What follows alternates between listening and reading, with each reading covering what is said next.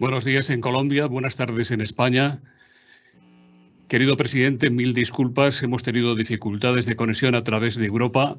Microsoft lo ha arreglado y estamos a través de Estados Unidos, que siempre es un buen paso hacia cualquier sitio.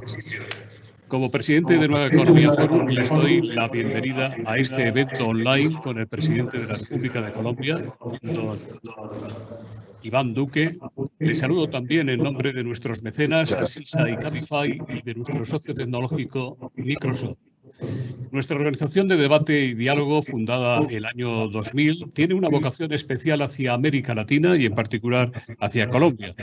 En 2017, el entonces presidente de la República, el doctor Santos, recibió el premio que otorgamos al pueblo colombiano, un galardón que también han recibido personalidades como el secretario general de Naciones Unidas o el presidente de la Comisión y del Parlamento Europeos. Querido presidente Duque, en dos ocasiones hemos tenido el honor de contar con su intervención en nuestras tribunas aquí en Madrid. La primera cuando usted era candidato a las primarias de su partido y la segunda como presidente electo de la República. Hoy el COVID-19 nos obliga a que este encuentro lo celebremos de forma telemática y le agradecemos muy especialmente que haya aceptado nuestra invitación. En primer lugar, señor presidente, ¿cómo se encuentra usted y su familia? Bueno, en primer lugar es para mí un verdadero honor estar nuevamente en el foro. He tenido siempre un gran reconocimiento por la labor que ustedes cumplen propiciando el debate de ideas libres. Me complace saludarlos y además también expresarle el honor que significa para mí tener un público tan distinguido acompañándonos esta mañana. Y a esa pregunta, ¿cómo estoy? ¿Cómo me siento? Yo creo que todos estamos viviendo pues momentos que son desafiantes, porque esta es una pandemia que golpea al mundo, que golpea a Europa, a América Latina, a Colombia, pero hay una palabra que a mí me motiva y quizás es mi palabra favorita, que es la palabra resiliencia. Y la resiliencia parte de la base de convertir cualquier adversidad en la mejor de las oportunidades. Y yo creo que en este momento donde la palabra incertidumbre está tan presente, y me refiero en todos los niveles, la palabra resiliencia es la que nos motiva. ¿Y cómo me siento? Me siento resiliente. ¿Cómo me quiero mantener? Me quiero mantener resiliente. Y algo que me motiva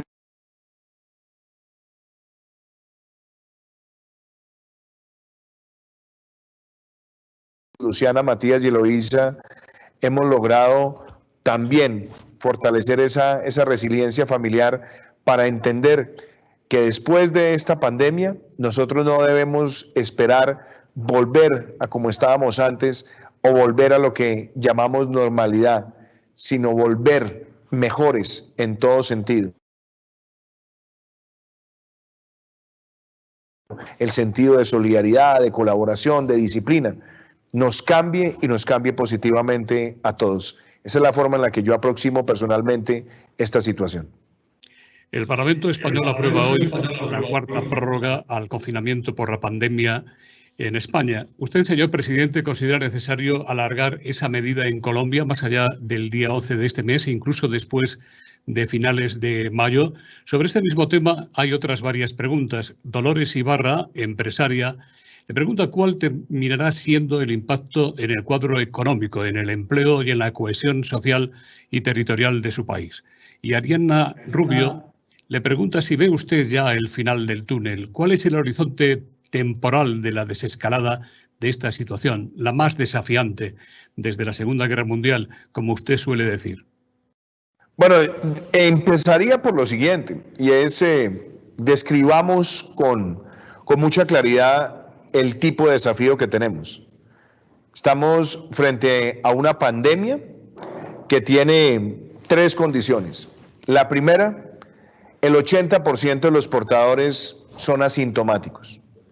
Son personas que pueden alojar el virus, no presentar ningún síntoma y por lo tanto hacen que este virus sea de muy rápida propagación. Y ese es el segundo elemento. Ese 80% de asintomáticos hace que este sea un virus que se propague exponencialmente, muy rápido. El tercero es que no existe vacuna.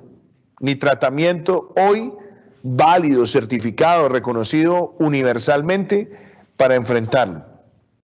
Y el cuarto es que puede tener tanta letalidad en sectores de la población mayores de 70 años e inclusive mayores de 60 años con preexistencias o inclusive jóvenes con preexistencias que si no se toman las debidas precauciones puede llevar a colapsar el sistema de salud.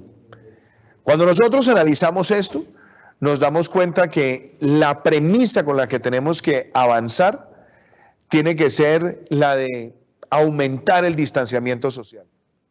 Y por eso tomar decisiones drásticas y oportunas es fundamental. Nuestro enfoque, ¿cuál ha sido? Empezar a analizar este fenómeno desde finales del año pasado. Desde enero de este año, nosotros empezamos en lo que era una fase de prevención y preparación. Teníamos claro que en la medida que se presentara un caso entraríamos en una fase de contención y en la medida que tuviéramos libre circulación una fase de mitigación.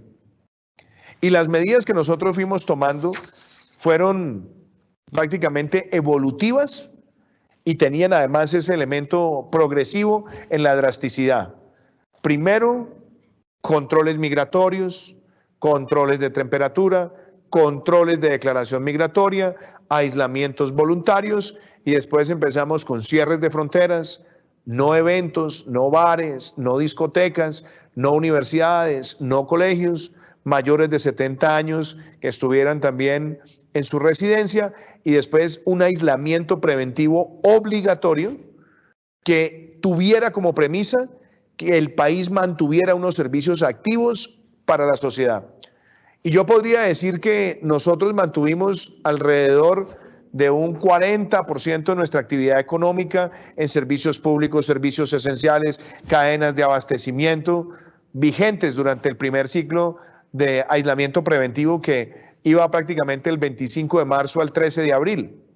Después decidimos hacer una extensión del 13 al 27 de abril y lo que hicimos fue introducir, por ejemplo, las obras civiles, obras públicas, sectores industriales que se estuvieran reconvirtiendo, donde tuviéramos el sector de la construcción y también el sector de manufacturas con debidos protocolos. Y ayer tomamos otra decisión, que es mantener el aislamiento al 25 de mayo, pero también dándole entrada a otros sectores industriales, a otros sectores de manufactura y también a otros sectores del comercio adquiriendo protocolos, pero con un elemento adicional. Colombia tiene cerca de 1.122 municipios y tenemos más de 800 municipios que no presentan ningún caso de COVID-19. Entonces ahí también poder dar un poco más de actividad económica, teniendo precauciones, pero para que el país empiece un ciclo de recuperación. Ahora, yo escribo todo esto por lo siguiente, porque para contestar estas preguntas, las medidas drásticas que se requieren de aislamiento social son costosas en lo económico y son costosas en lo social. La premisa es proteger la vida y proteger la salud, pero también ir permitiendo una recuperación de la vida productiva con esos protocolos, porque sabemos que como no hay vacuna, este virus va a estar presente por lo menos un año y medio más, y lo que tenemos es que adaptarnos y prepararnos, y esa adaptación y esa preparación parte de la base de recuperar esa vida productiva con protocolos, con rigor, y en la medida también de lo posible, seguir salvando vidas y protegiendo el sistema de salud. Y concluyo diciendo esto, el balance que tiene Colombia a la fecha. Esta no es una competencia entre países, ni más faltaba, pero el balance que nosotros tenemos hoy, medido por varios indicadores, es, en muchas ciudades, la tasa de reproducción del virus ha venido decreciendo, lo que se conoce como el RO. Segundo, el número de días en el cual se duplican los casos, lo tenemos por más de 10 días. Adicionalmente, el número de pruebas que están saliendo positivas del total de pruebas practicadas está por debajo del 10%. Tenemos una tasa de mortalidad por millón de habitantes que está por debajo de 8. Cuando uno lo compara con otros países del mundo, de América Latina, también nos permite mirar esto con optimismo.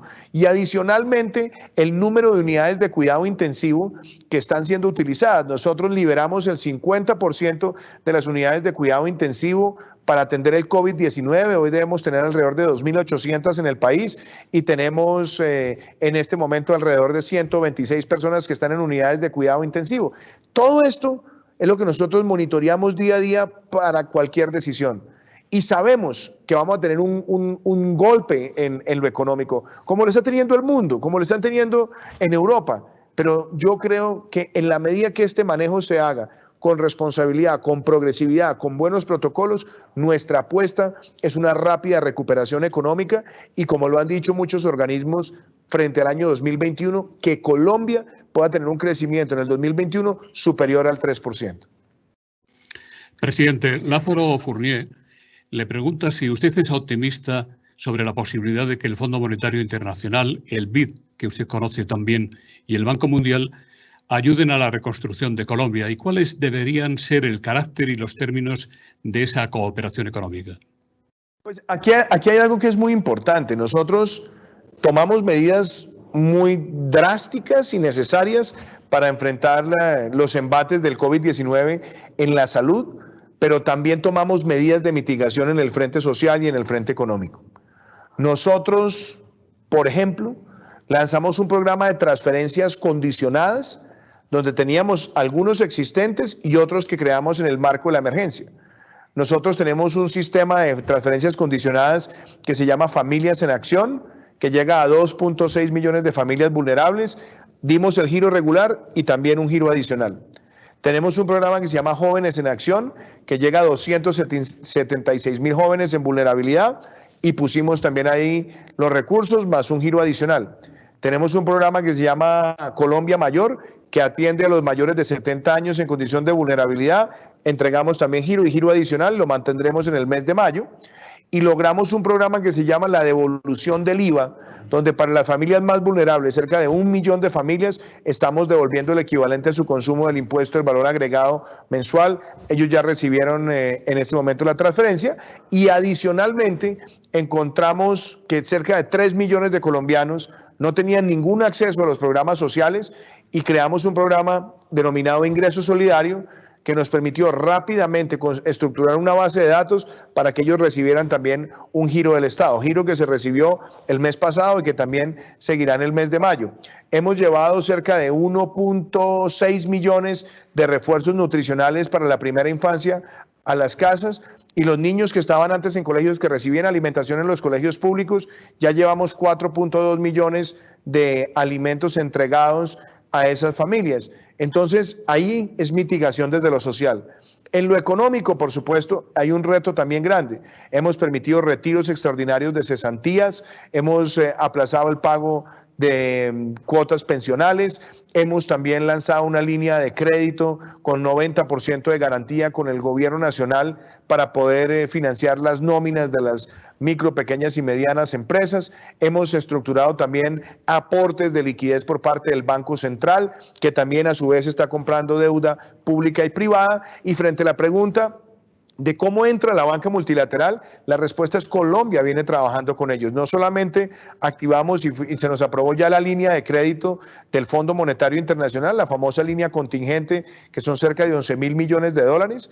Estamos esperando desembolsos del Banco Interamericano de Desarrollo que puedan superar los 2.000 millones de dólares y estamos también trabajando con el Banco Mundial lo propio. Nuestra meta es en este momento enfrentar los retos desde el punto de vista de la protección del empleo y de la micro, pequeña y mediana empresa y por otro lado también tener la capacidad de irrigar inversión pública y la protección de las nóminas de los más pequeños en los próximos meses para que tengamos una senda de recuperación lo más rápida posible. A mí me dicen cuál es la forma que a usted le gusta de recuperación. Me dicen que si es en L, que si es en U, que si es en W. Yo digo que la que me gusta es esta, la B de la victoria, donde sabemos que tendremos una caída en el año 2020, pero con todas estas premisas y empezando una reactivación económica con responsabilidad en la protección en términos de bioseguridad, esperamos que nuestro país empiece una senda de recuperación que se consolide en el 2021. Presidente, ¿cómo valora usted la acción del gobierno español para colaborar con los países de Latinoamérica afectados por la pandemia? En el caso concreto de Colombia, ¿confía en que el gobierno español sea capaz de vertebrar y canalizar la cooperación de la Unión Europea? ¿Ve a España, presidente, liderando una conferencia de donantes para la emergencia en Colombia y en Venezuela, por ejemplo? Yo separaría la pregunta en dos. Por un lado, yo he tenido siempre una muy buena comunicación, franca, amistosa, con el presidente del gobierno español, con Pedro Sánchez. He tenido con él la posibilidad de conversar en los últimos días y yo quiero valorar tres cosas de nuestra última conversación. En primer lugar, él facilitó que nos pusiéramos en contacto con el equipo cercano de él que está haciendo la lectura epidemiológica, que ha ido analizando el tema de la consolidación de pruebas. También pudimos hablar de las capacidades del sistema de salud. Agradezco eso profundamente y aprovecho este espacio para agradecérselo a él. De otro lado, también creo que hay una voluntad muy clara desde el punto de vista de conocer también tecnologías que se han venido aplicando en España. Hay empresas españolas que han producido respiradores de emergencia de corta duración, que nos ha interesado también conocer. Eso también lo pude hablar con el presidente del gobierno español. Y de otro lado, pues está la preocupación frente al tema de Venezuela, que ahí yo lo que quisiera decir es, el deseo nuestro es avanzar rápidamente en esa gran conferencia mundial de donantes. Tanto así que tuve la ocasión de hablarlo también con Filippo Grandi, el alto comisionado de Naciones Unidas para los Refugiados, lo hablé con el secretario Pompeo y la idea es hacerla virtualmente y rápido.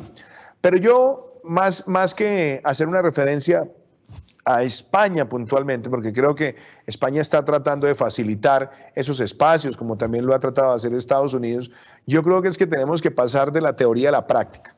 Y la práctica requiere que hablemos, como dicen ustedes, de los reales, del dinero, de la lana, como dicen los amigos en México, y es que frente a la crisis migratoria que se vive en Venezuela, y estamos hablando de la mayor crisis migratoria que haya visto el continente americano en décadas, y quizás una de las crisis humanitarias más duras que se hayan visto históricamente, nosotros tenemos que darnos cuenta que los recursos que se movilizan internacionalmente para atender esa crisis, comparados con otras crisis de migrantes, realmente son irrisorios.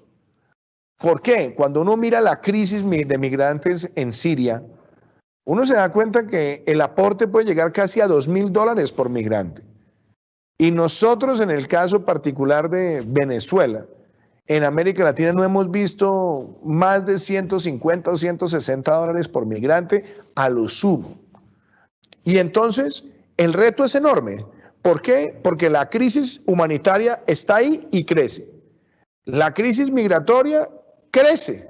Aún en el marco de la pandemia, donde uno podría decir se han contenido ciertos flujos, sabemos que el riesgo está latente, pero además con otros problemas. No hay un buen control epidemiológico en Venezuela, no tienen información veraz sobre la disponibilidad de unidades de cuidado intensivo, no hay ciclos de vacunación que estén funcionando oportunamente desde hace varios años. Entonces la vulnerabilidad del sistema de salud es tremenda y lo que puede ocurrir allá es absolutamente trágico si no hay una movilización de la comunidad internacional para poder atender la situación. Y por supuesto esto lo agrava el hecho de tener una dictadura opresora y al mismo tiempo una dictadura que no permite que haya ningún tipo de esperanza, porque no hay actividad económica, porque no hay actividad comercial, porque además tienen una situación famélica y adicionalmente han perdido su principal fuente de ingreso. Entonces yo creo que esta conferencia de donantes debe tener tres grandes propósitos. El primero, la movilización de recursos para enfrentar y atender la situación humanitaria de los migrantes. La segunda, el fortalecimiento de las capacidades en términos de controles de salud en puntos de frontera. Y la tercera, que me parece más importante, es mandar un mensaje claro y contundente de que el proceso de reactivación de la democracia en Venezuela es un proceso que es inaplazable y que se requiere esa transición. Y esa transición implica el cese de la usurpación, un gobierno de transición y la convocatoria rápida de elecciones libres. Continuando con la situación en Venezuela, le preguntan si comparte usted el criterio del presidente Trump en el sentido de que habría que haber abordado primero la cuestión política antes que la gravísima emergencia social que vive ese país. ¿Cómo valora la gestión de la alcaldesa de Bogotá? Le siguen preguntando, la señora Claudia López, que podría estar dando alas a la xenofobia contra los migrantes venezolanos. ¿Tiene razón, doña Claudia, cuando reclama la contribución económica del Estado? Primera pregunta, el tema político. Yo creo que el mundo, y en esto todos debemos hacer la gran autocrítica y la gran evaluación. La situación de Venezuela se parece mucho a esa novela del célebre Nobel colombiano Gabriel García Márquez. Esta es la crónica de una crisis anunciada. Todo el mundo sabía lo que estaba incubándose. Y el silencio durante muchos años genera complicidad. Y hoy, cuando estamos viendo los estragos de una dictadura opresora, la destrucción del aparato económico, la situación de pobreza, la situación de hambre, el deterioro en el frente de salud, pues lo que tenemos que darnos cuenta todos es que la solución en el problema de Venezuela es fundamental para el futuro de las Américas y también para el futuro de Iberoamérica. Y por eso insisto en que aún en el marco de esta situación tan compleja, los principios del cese de la usurpación, de conformar un gobierno de transición con representación plural y hacer una convocatoria rápida de elecciones libres es más que necesario. Pero por eso esos principios es los que nos debería unificar y no tener tantas discusiones, por un lado el Grupo de Lima, por otro lado la Organización de Estados Americanos, por otro lado la ONU, por otro lado la Unión Europea. Todos tenemos que unirnos en esos propósitos. Cese la usurpación, gobierno de transición con representación plural y una convocatoria de elecciones libres. Y en paralelo, hacer la movilización también de recursos. Ahora, frente a la pregunta que me hacen de Bogotá, mire, yo quiero contestar esto con mucha franqueza. Yo quiero decirlo públicamente, yo valoro el trabajo que han venido realizando los alcaldes y los gobernadores en Colombia para enfrentar esta pandemia. Yo quiero además reconocer que en el caso de la alcaldesa de Bogotá, ella ha estado también enfrentando esta situación y empezó también con propuestas innovadoras. El haber hecho un simulacro pedagógico fue muy importante y nos ha permitido también trabajar de la mano. Tiene un secretario de salud que trabaja articuladamente también con el Ministerio de Salud de Colombia. Y obviamente tienen genuinas preocupaciones en lo que tiene que ver con cómo ir recuperando esa vida productiva con un gran nivel de responsabilidad, con buenos protocolos, entre otras cosas, porque Bogotá tiene un sistema de transporte masivo que tiende a tener de manera regular grandes aglomeraciones y que hemos también definido que no debería operar con más del 35% de su capacidad. Entonces, de parte mía está todo el deseo de seguir trabajando con la alcaldesa de Bogotá, con su equipo, pero con todos los alcaldes y gobernadores de Colombia, como lo hemos venido haciendo, porque aquí es la unidad lo que nos va a permitir ser exitosos. Aquí no hay triunfadores individuales. Aquí tenemos que ver esto es como un gran ejercicio de construcción colectiva. Y frente al tema particular de los migrantes, este es un tema que ha sido complejo en general en el país. Porque yo recuerdo cuando yo era miembro del Congreso, yo en un momento participé en un debate que organizó el entonces representante de la Cámara, Federico Hoyos, y ahí nosotros prácticamente estábamos diciendo que si no denunciábamos oportunamente lo que ocurría en Venezuela, íbamos a llegar a tener casi 2 millones de venezolanos en nuestro país, huyendo de la dictadura, pero también huyendo de la destrucción económica y del hambre. Y nosotros tenemos en Colombia cerca de 1.7 millones de migrantes.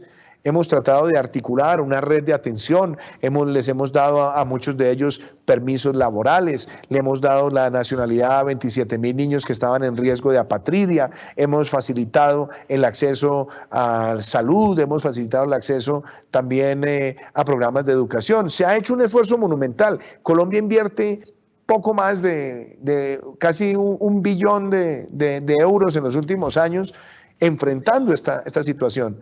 Los recursos que vienen del exterior son limitados y, por supuesto, en muchas ciudades se han ido generando también sentimientos de rechazo de algunos ciudadanos, y por eso nosotros tenemos que quitarle a eso cualquier sentimiento que parta de señalar al migrante como el responsable de la situación. Y yo creo que también con la alcaldía de Bogotá, con las alcaldías de las ciudades capitales, hemos podido entender la dimensión del problema y tratar entre todos de abordarlo. Pero yo no llamaría la situación que se enfrenta en Bogotá una situación de xenofobia de carácter institucional. No, eso yo no lo comparto. Yo creo que hay el deseo articulado del gobierno distrital y el gobierno nacional de enfrentar el problema. Es un problema grande y no podemos tapar el sol con las manos. Esto no es simplemente discursivo. Requiere que nosotros tengamos capacidad de buscar soluciones de carácter social, pero también lo voy a decir con mucha crudeza. No puede recaer solamente sobre nosotros como gobierno nacional o en el caso de los gobiernos locales de Colombia toda la responsabilidad para atender un choque migratorio de esta naturaleza. Se necesita también una gran movilización de recursos de donantes que nos llegue, pero no solamente a Colombia, a Ecuador, a Perú, a Chile, que también tienen una situación similar. Y vuelvo y digo, no puede ser que el mundo, para unos casos, movilice recursos tan grandes y para la mayor crisis migratoria y humanitaria que ha vivido América Latina, que los recursos que se estén movilizando sean recursos tan magros, porque estamos hablando de una situación que puede afectar cada vez más la estabilidad de la región. Artur Alemany le pregunta, ¿cree usted que como consecuencia del impacto en España de la pandemia puedan verse afectadas las inversiones de empresas españolas en Colombia que participan en proyectos importantes? ¿Han desaparecido las dudas sobre la seguridad jurídica que en la legislatura anterior surgieron tras la expropiación de Electricaribe? A ver, yo haría una descripción. Primero, que si se puede ver afectada la inversión en el mundo, sin lugar a dudas se puede ver afectado. Pues estamos viendo que hay una crisis en el comercio, que hay una crisis en la demanda mundial, que hay una crisis en los precios de muchas materias primas y por supuesto se han afectado las cajas, cuando digo el flujo de caja de muchísimas empresas, pero también nuestra expectativa es que al ir recuperando con responsabilidad y progresivamente actividad productiva, pues Colombia también empiece a dar una recuperación de su economía y que eso siga fortaleciéndonos a nosotros como un país atractivo a la inversión extranjera. Entonces, pues yo creo que Colombia seguirá trabajando para fortalecerse como un país atractivo a la inversión extranjera. Ahora, yo no quisiera entrar en apreciaciones casuísticas sobre un proceso u otro. Lo cierto es que cuando yo empecé el gobierno, hace ya casi 2 años, la empresa Electricaribe estaba intervenida. Venía intervenida también por el gobierno anterior, por unos hechos que fueron claros, que fueron notorios, y lo que a nosotros nos correspondió como gobierno es adelantar un proceso donde pudiéramos pensar en el beneficio de los tantos usuarios que tiene la empresa en la costa caribe de Colombia y garantizar su sostenibilidad futura. Y por eso adelantamos un proceso claro, transparente, riguroso, para que se hiciera esa transición, que llegaran nuevos operadores y que pudiéramos atender uno de los mercados de mayor demanda, pero sobre todo también uno de los mercados que ha tenido mayor dificultad en la calidad del servicio en los últimos años. En lo que tenga que ver con las instancias litigiosas, pues esas instancias se activaron por las decisiones de la intervención que se adelantó hace unos años y nosotros lo que estamos es mirando hacia adelante y como gobierno estaremos siempre dispuestos, como lo hemos hecho en todas las circunstancias donde se han presentado causas litigiosas relacionadas por conflictos de carácter de inversión, con total transparencia.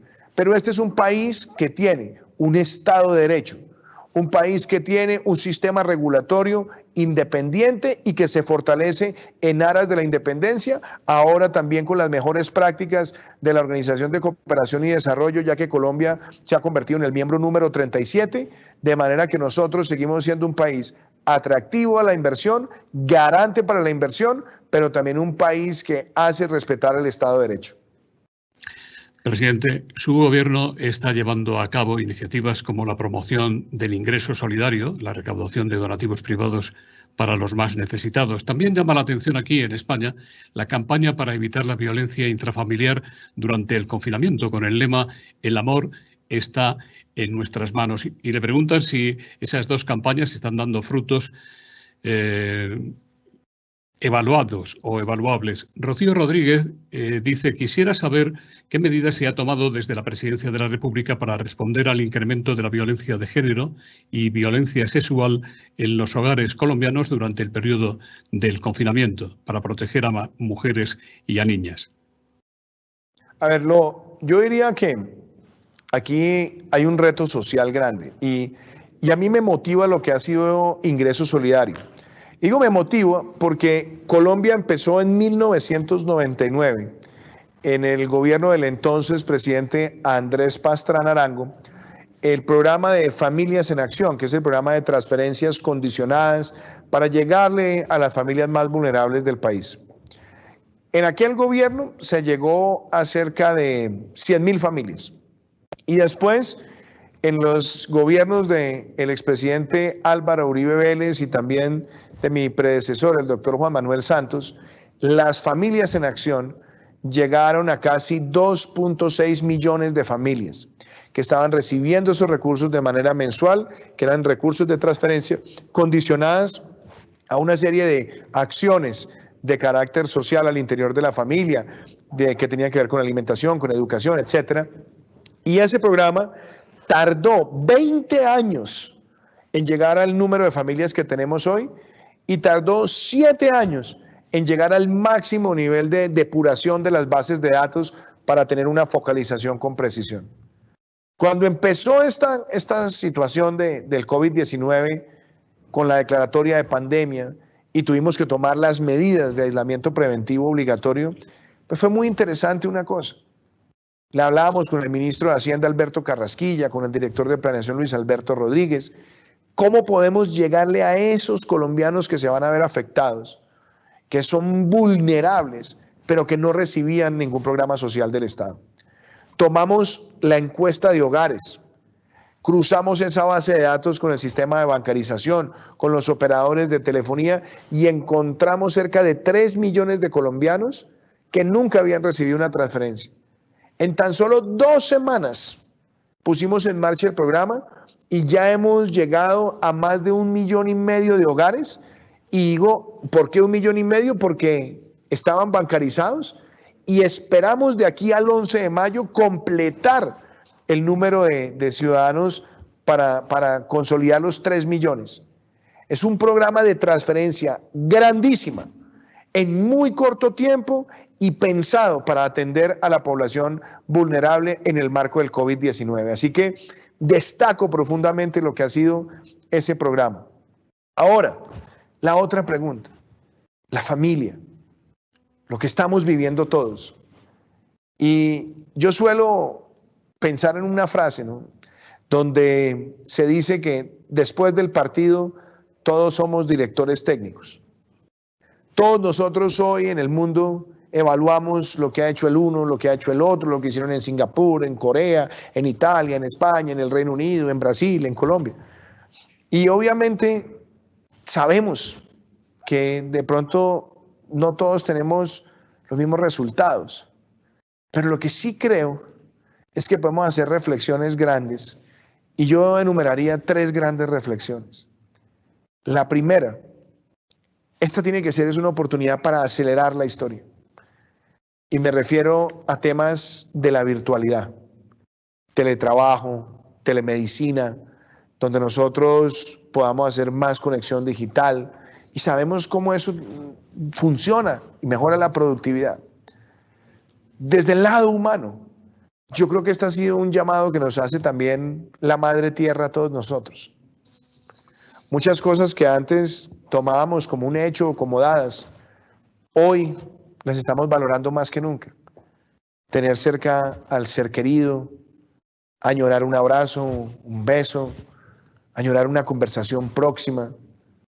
Hoy nos damos cuenta cómo el estar tanto tiempo en casa también repercute en la mejora de la calidad del aire Entonces tenemos que pensar en nuestra conciencia ambiental, pero también el lado humano, de cómo nos comportamos en familia, de cómo damos afecto, comprensión, de cómo tratamos a los hijos, a nuestras parejas, de cómo dialogamos. Y yo creo que el reto más grande que tenemos en América Latina está asociado a la protección también de los niños. En nuestra región se ven muchos casos de violencia doméstica en contra de los niños. Niños que de pronto no reciben una expresión grande de afecto. Niños que crecen, muchos de ellos, con traumas psicológicos por circunstancias de agresión contra ellos o en el entorno familiar. Y yo creo que esta tiene que ser una oportunidad para reflexionar sobre el tipo de familia que queremos. Ahora, dicho eso, también, y ustedes lo plantean, el tema de la violencia contra la mujer, que también está relacionado con la violencia doméstica. Nosotros en América Latina y en Colombia tenemos índices altos de violencia doméstica, índices inaceptables. Y eso me lleva también a plantear una conversación quizás filosófica, pero también práctica. Y es que nosotros no podemos esperar resultados distintos si seguimos haciendo lo mismo, y es tratar la violencia doméstica como una situación donde las mujeres van a las comisarías y denuncian el incidente del cual fueron víctimas. Yo creo que la gran conversación también tiene que ser, y decirla sin tapujos, en derrotar el machismo. Si queremos nosotros cambiar las tendencias de violencia doméstica, pensemos en cómo estamos educando a los hombres, cómo debemos ser más respetuosos en esa formación y cómo el hombre se tiene que formar más respetuoso. Y adicionalmente, que al interior de las familias el machismo no esté presente, que no resolvamos las cosas a los gritos, que no resolvamos las cosas con tensión. Y yo creo que en esa medida podemos avanzar. Una de las tareas que nosotros aplicamos en el marco del aislamiento preventivo obligatorio era tener abiertas las comisarías de familia y los servicios para recibir denuncias en el caso de violencia contra los niños o de violencia doméstica. Pero yo tengo como premisa en este gobierno y con mis compañeros de gobierno también, que nosotros cambiemos ese chip y que empoderemos cada vez más a la mujer. Por eso tenemos un gabinete paritario.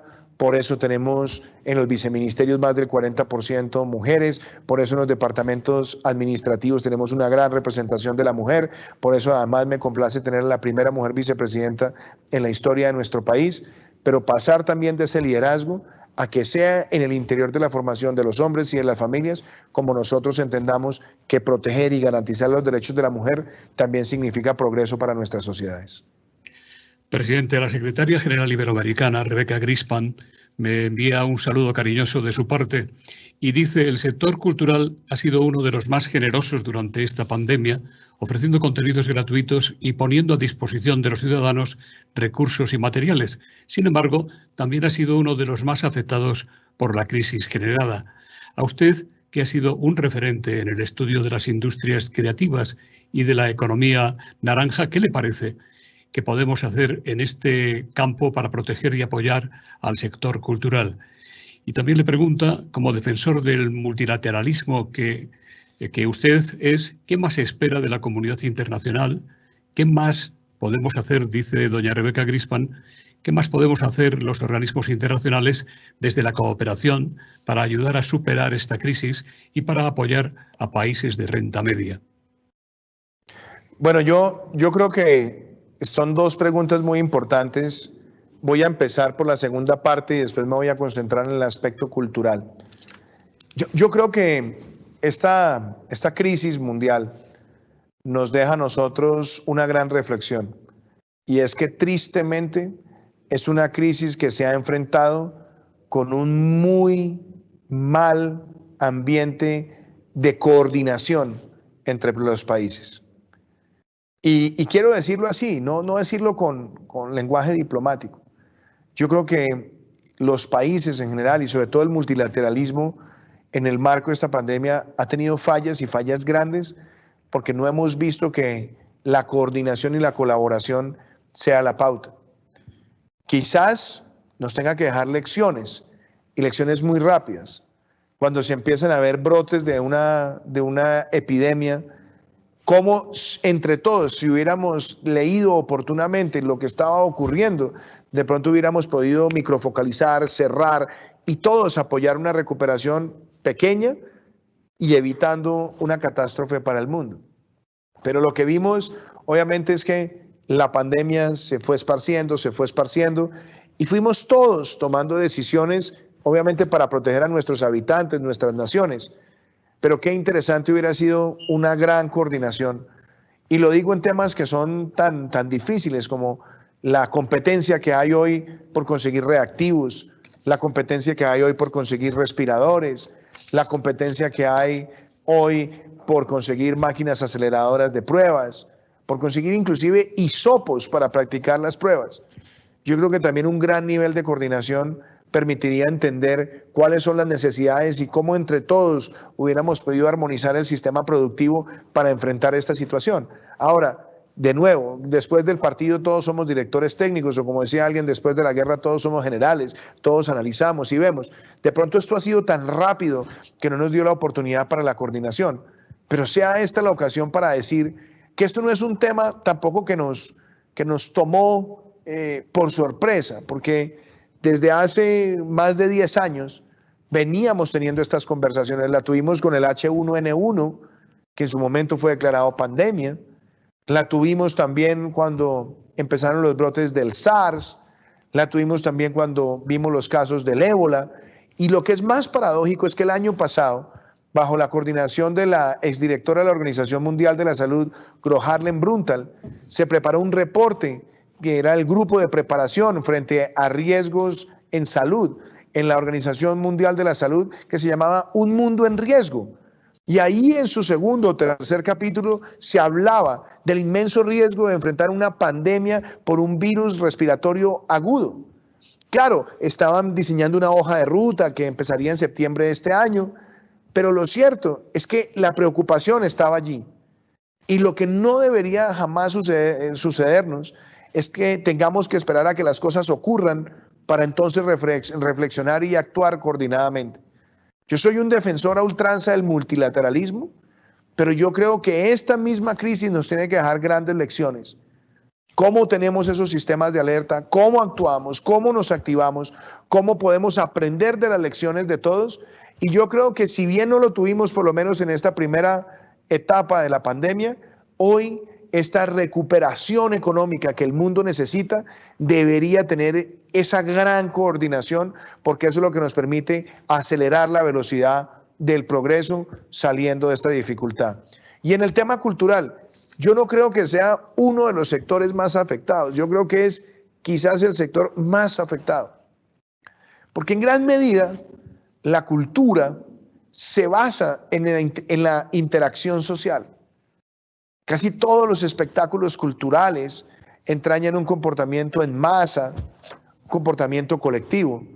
Y sabemos que se han visto afectados artesanos, artistas, cantantes, músicos de todo nivel. Y nuestra responsabilidad es que ese sector lo salvemos y no permitamos que sucumba en esta situación. Ahora, también hemos visto cosas interesantes. Hemos visto, por ejemplo, que todo lo que tiene que ver con la animación digital, lo que tiene que ver con las series, lo que tiene que ver con el cine, de alguna manera pues se ha activado en la medida que hay confinamiento desde el consumo en casa. Y eso tiene que llevar de pronto a renovar, a repensar, a soñar de nuevo esa oferta de servicios, y todos debemos colaborar en ese propósito.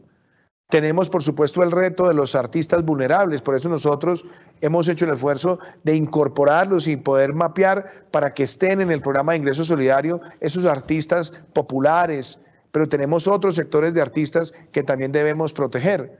Entonces, mi reto, y yo lo veo como presidente, siendo además un enamorado de la cultura y valorando adicionalmente lo que ha significado en Iberoamérica ese trabajo coordinado con Ibermedia, por ejemplo, o con los programas Iber en materia digital, o también la oferta de teatro, o también la coproducción, pues yo creo que nosotros deberíamos en este momento pensar también en que conviviendo con el virus, pero también pensando en la salida de la pandemia, en cómo esos iberprogramas de coproducción, codistribución, comercialización, los podemos expandir a la mayor escala posible.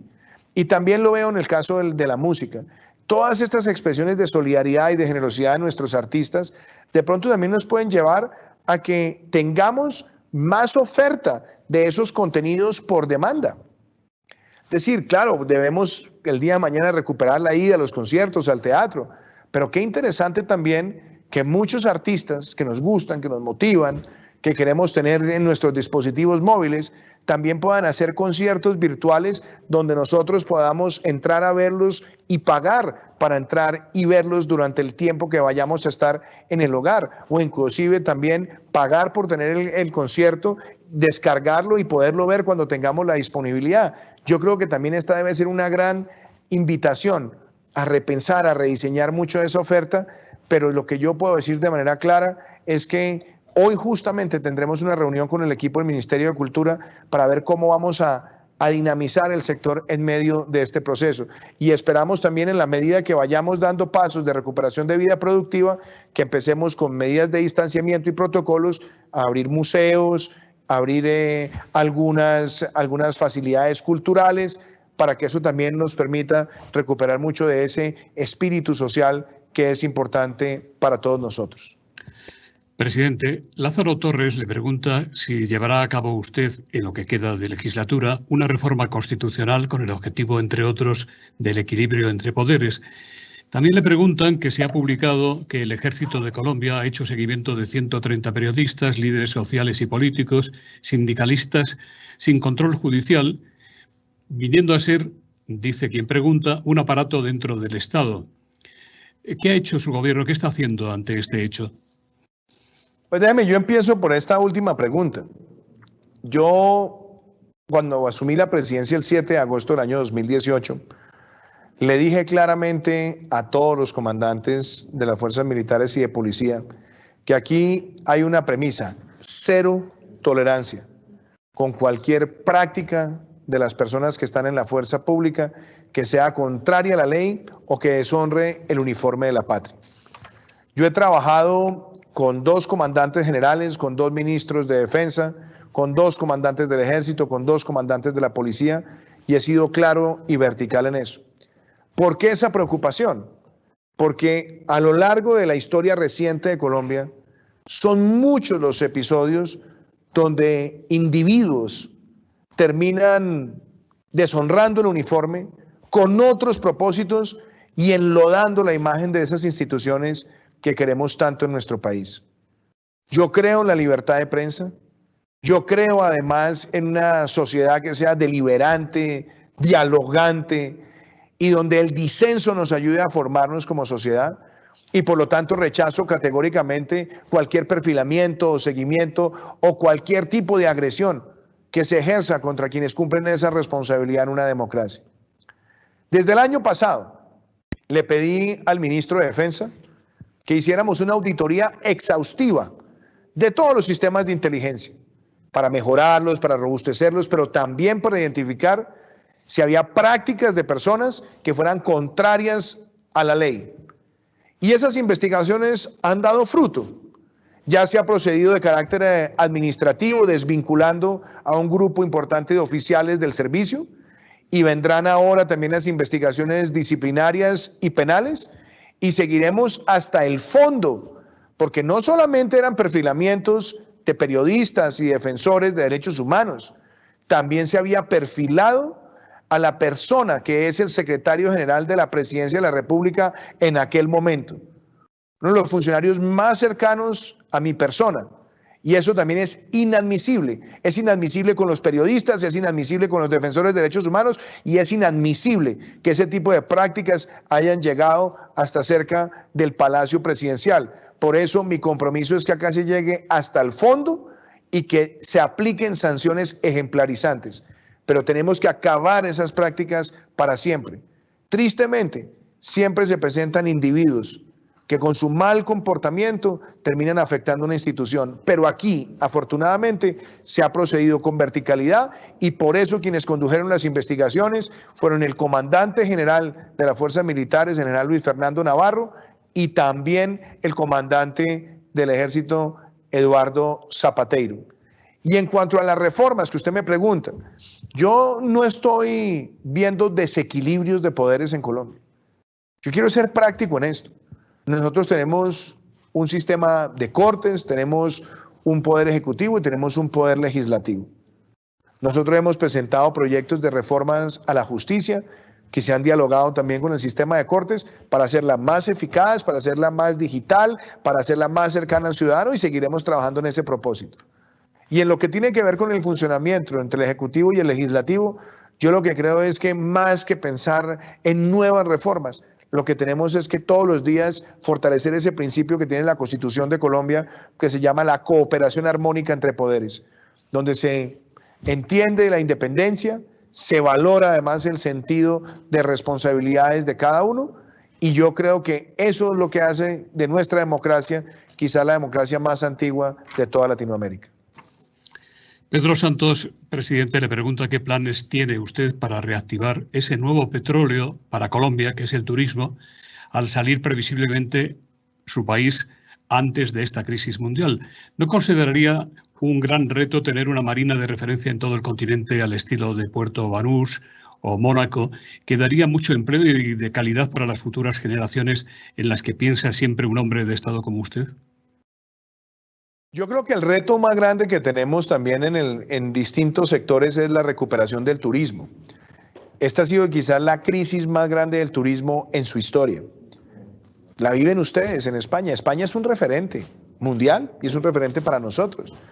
España es un país que recibe más turistas que el número de pobladores prácticamente por año, y que ha creado un sistema de hotelería, de puertos, de aeropuertos, de servicios en torno a ese motor de la economía.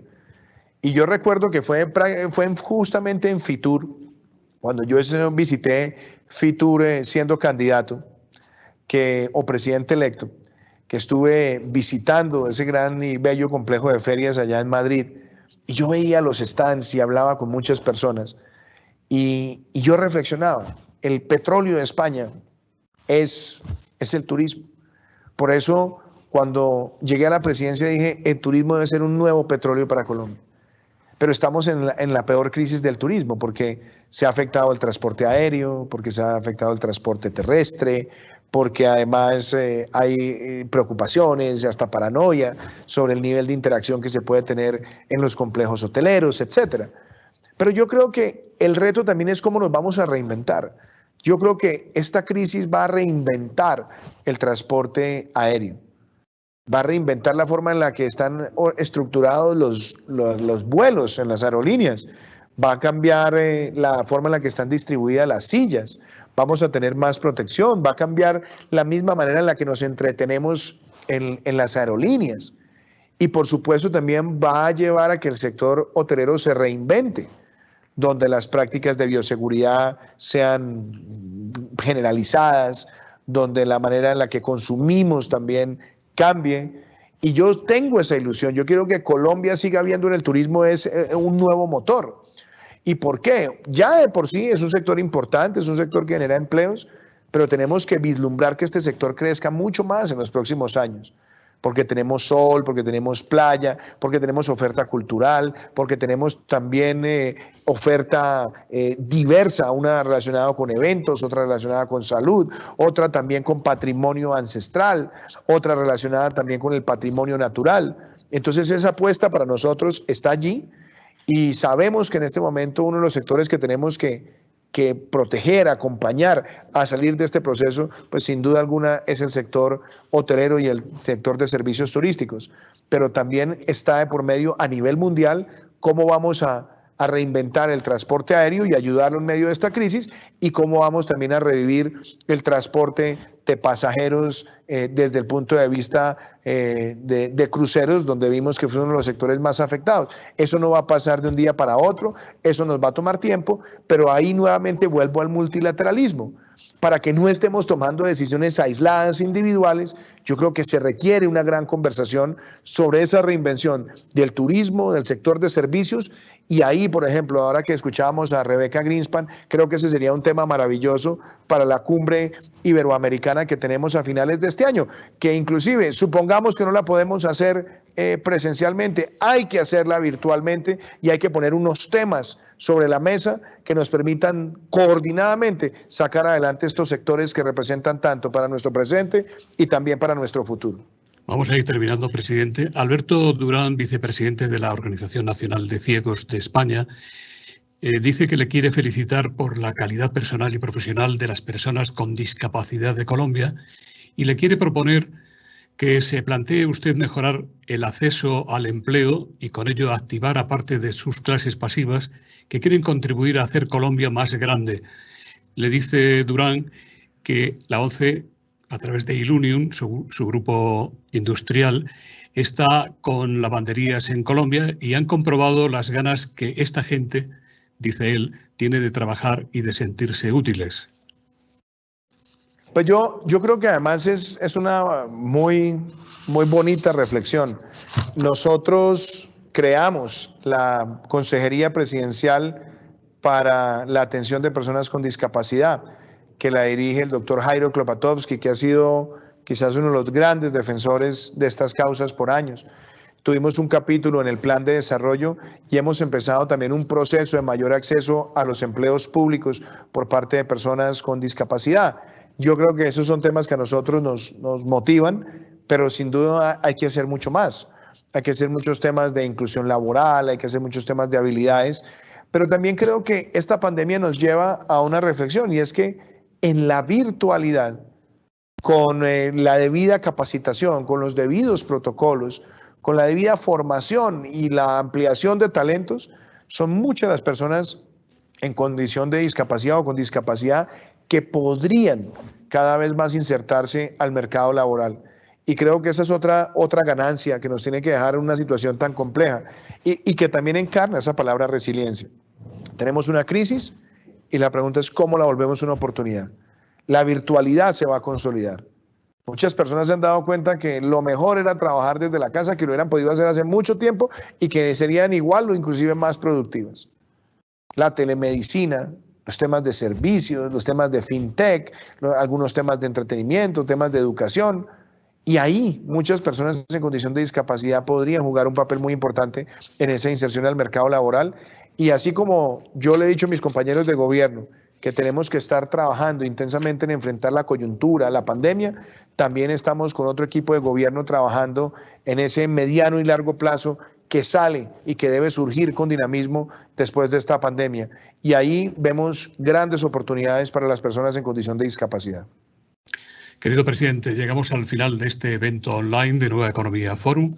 Le agradecemos el valioso tiempo que nos ha dedicado y hacemos votos porque Colombia y España sean capaces de encarar con optimismo y fuerza la recuperación tras la pandemia, el regreso a la vida productiva y la reparación de los daños, sobre todo a la población más necesitada. Lo hacemos en nombre propio y en el de los mecenas que hacen posible NET Online, el doctor Francisco Iborra, presidente de Asisa, Juan de Antonio Rubio, presidente de Cabify, y César Cernuda, presidente en América Latina de Microsoft, nuestro socio tecnológico. Presidente, como usted dice, prevención y acción. Le esperamos pronto en España. Muchísimas gracias, un gran saludo. De nuevo es un gran honor para mí acompañarlos en el Foro Nueva Economía. Siempre recordaré con inmensa gratitud la oportunidad que me brindaron cuando era precandidato presidencial y después como presidente electo. Hoy lo hago como presidente en ejercicio, virtualmente, pero espero muy pronto, cuando hayan pasado muchos de estos momentos complejos, estar ahí nuevamente con ustedes. Mi saludo lleno de afecto también para todo el pueblo español. Mi solidaridad también con muchas de las familias que han perdido sus seres queridos, pero también mi sentido de admiración por la resiliencia que han tenido tantas personas, tantos héroes. Nosotros tenemos unos vínculos históricos que son indisolubles. Aquí hay un país hermano y esperamos que esa hermandad entre Colombia y España sea cada vez más fuerte. Muchísimas gracias, que Dios los bendiga. Un saludo muy